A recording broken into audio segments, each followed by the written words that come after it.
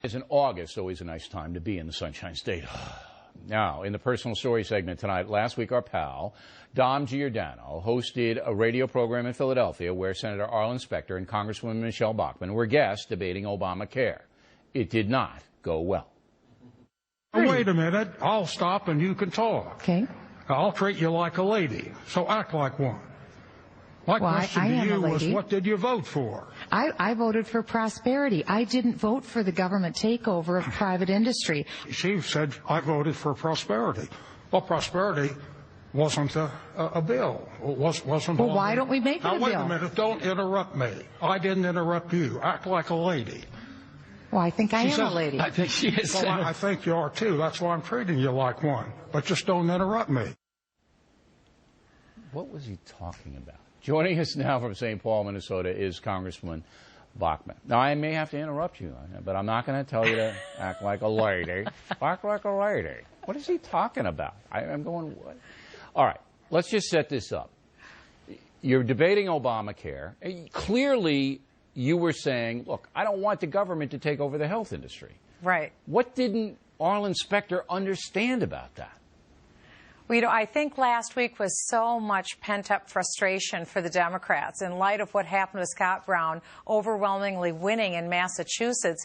You could just feel the tension, Bill, last week in Washington, D.C. with Democrats. I think it was very difficult for them to come to terms with what had just happened. Perhaps that's what happened. This was my first time to ever meet Senator Specter in person, but I also wanted to say that he did call me yesterday at my home. He apologized. I accepted his apology, and we said, let's just go back to Washington and work together and move forward. So I give him that. But a couple of observations. Number one, you were magnificent the way you kept your cool, and you just declarative sentences, and you destroyed them.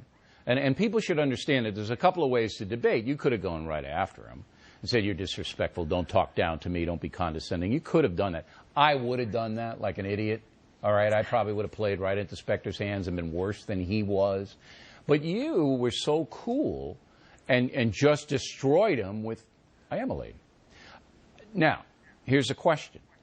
Were you aware of what was happening? Did you have to restrain yourself from being more, aggressive toward him?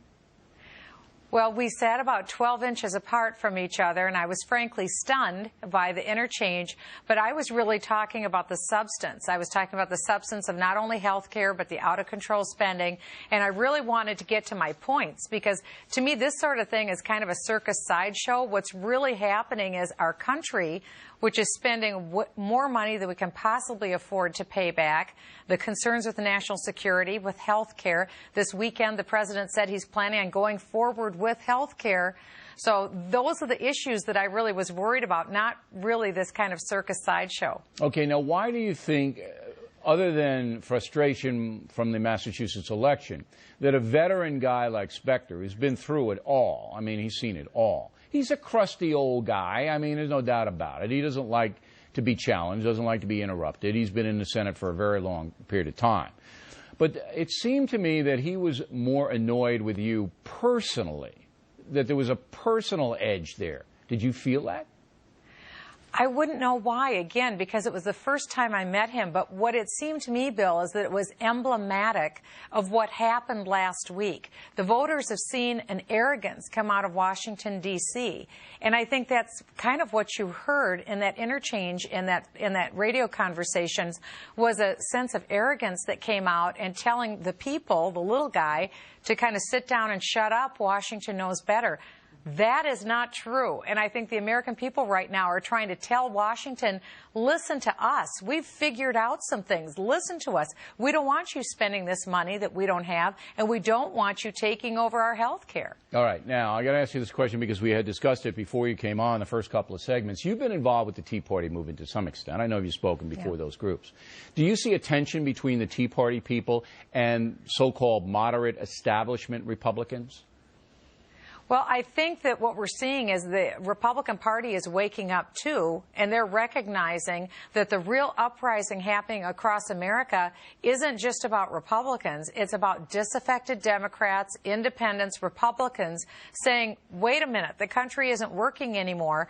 let's get back to balance here. And I think now we're seeing elements in the Republican Party listen to the people. Will the Tea Party, and I know I just interrupted you, but will the Tea Party people become the dominant force of the Republican Party? Oh, I think they will. And if the Republican Party is smart, they will embrace the Tea Party movement. All right, Congresswoman, thanks very much.